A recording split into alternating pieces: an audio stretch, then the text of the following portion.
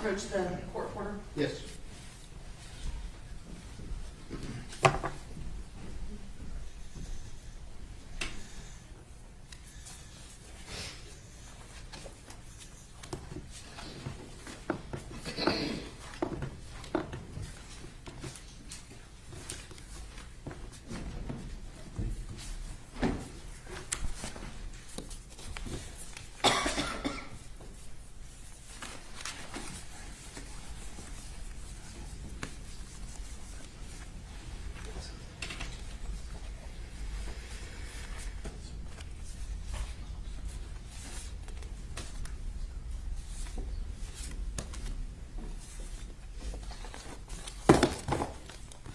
I'm going to hand you what has been marked as, or offered into evidence as State's Exhibits number 120 through 122.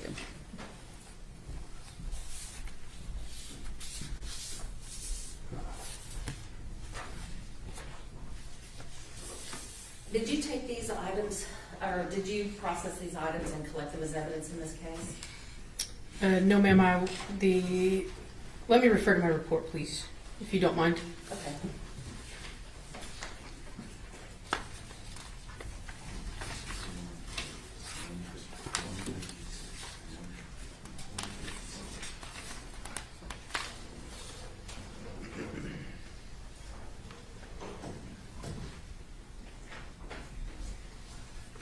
That was collected by the FBI ERT team. All right, so I want to.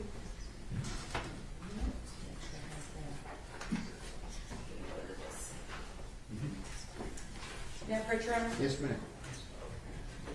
I'm going to hand you what has been marked as defendant's exhibits number 11 through 15, and I'd like you to take a look at this, please.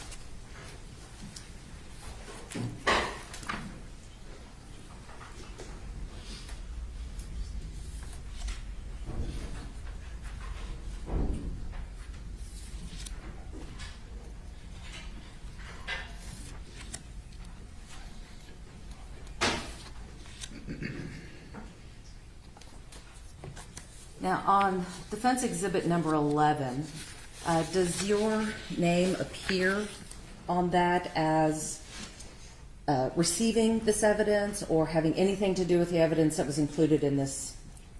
Yes, so this tag states that I received it from the FBI and put it into our RMS system at the sheriff's office. All right, so I'd like you to take a look at defense 12 through 15, and look at states 120 through 122. Okay. I'm not sure what I'm looking at. Do those appear to be the same items? Yes, ma'am. All right, defense offers defense exhibits 11 through 15, and I have given copies to the state too. Defense exhibits 11 through 15 are admitted.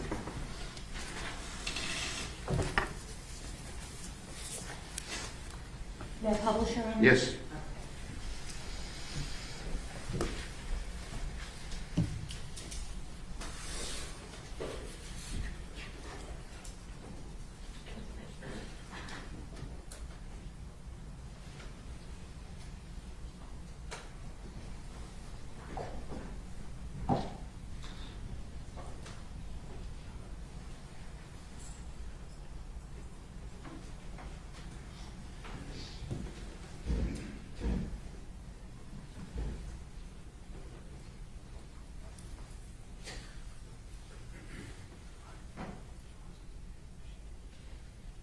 Okay, so I'm going to cut to the chase on this one, Miss Amey.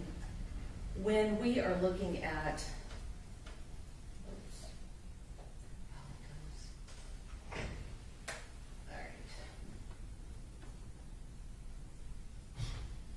all right, so let's take a look at defense exhibit. Oh, there we go. Now it's working. I'm sorry, I'm not very technologically advanced. All right, so we're looking at the evidence bag, and this is the evidence bag that would have been given to you to place in the locker, Yes, ma'am. and it shows the handwriting and the chain of custody from whoever collected the evidence. Yes, ma'am. Now, we talked about the importance of using protective gear when looking at evidence. And you talked about the importance of having a clean surface and having butcher paper between the item and the surface. In states or defense exhibits number 13, 14, and 15, do you see any butcher paper on the table? No, ma'am. And it's important to have butcher paper on the table because that can reduce the possibility of cross-contamination, correct? Yeah, I can't answer why they didn't put it down. I mean, I wasn't there for that. But I'm saying that it's important to have it there to reduce the chance of cross-contamination. Yes, ma'am. So evidence that was left on the table that has not been either sterilized or that doesn't have butcher paper, or if an officer didn't change his gloves routinely, as in between every item, there's a possibility that this piece of evidence could become contaminated. It's possible, yes, ma'am. All right.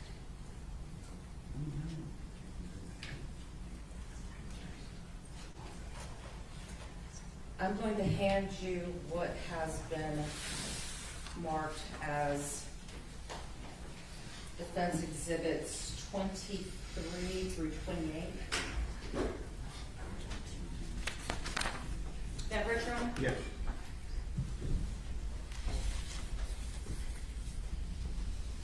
Ms. Amey, if you'll look at 23 to 28, I'd like you to.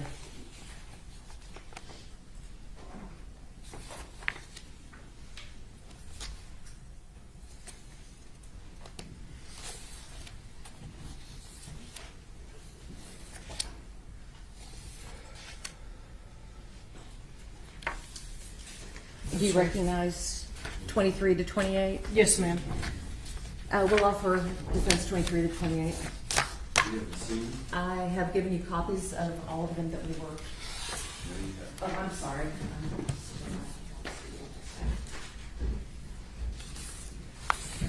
Your Honor, we're going to object to these unless it's stated by the defendant exactly when these were taken, because it's our belief they were taken into evidence review when the defendant was there, and none of these items were tested. You need to lay the proper predicate. The objection's sustained. All right, so when, you know what, Judge, I'll hold this off and I'll talk to Mr. Yaro about it. Okay. But I will talk to you about what happened with the paneling, because you were present with the paneling. And may I approach? Yes.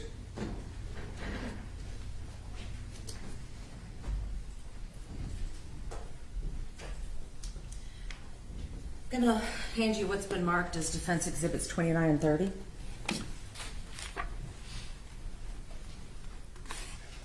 Is that your handwriting on the first one? Yes, ma'am. And so do you recognize your handwriting and the Yes, ma'am. description of the item? Yes, ma'am.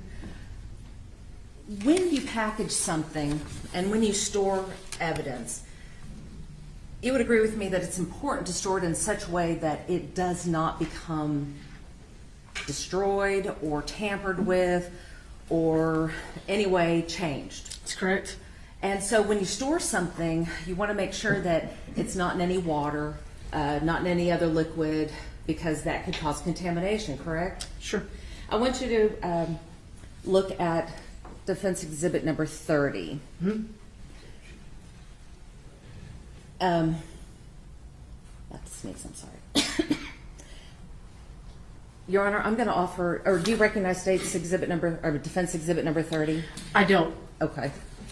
And I will, let me get another one for you. Okay. Oops.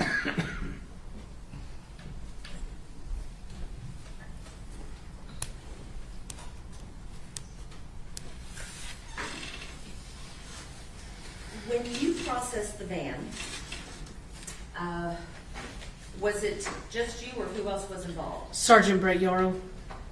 I'm sorry? Sergeant Brett Yaro. Okay, then I'll hold off on these until Mr. Yaro takes the stand.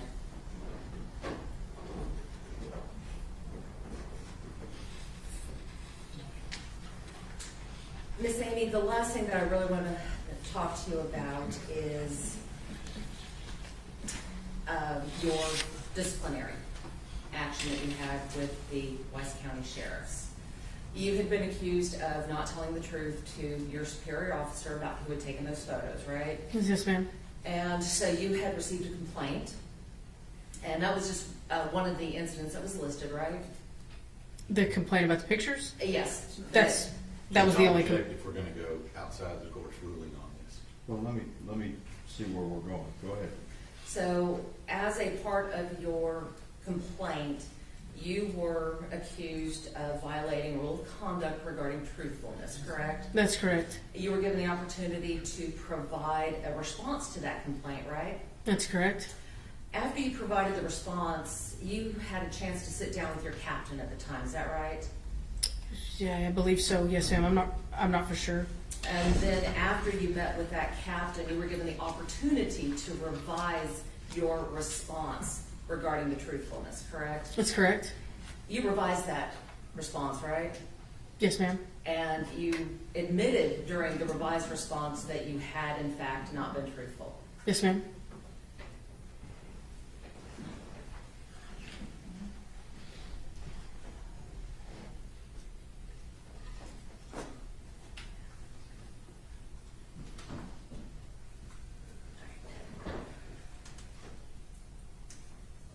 I'm sorry, Sandy, I just want to go back. Were you the one that had processed the arrest van?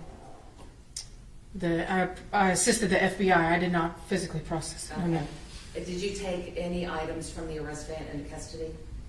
Whatever the FBI ERT team collected, they collected it, and I walked it to our CSI locker. Were you observing them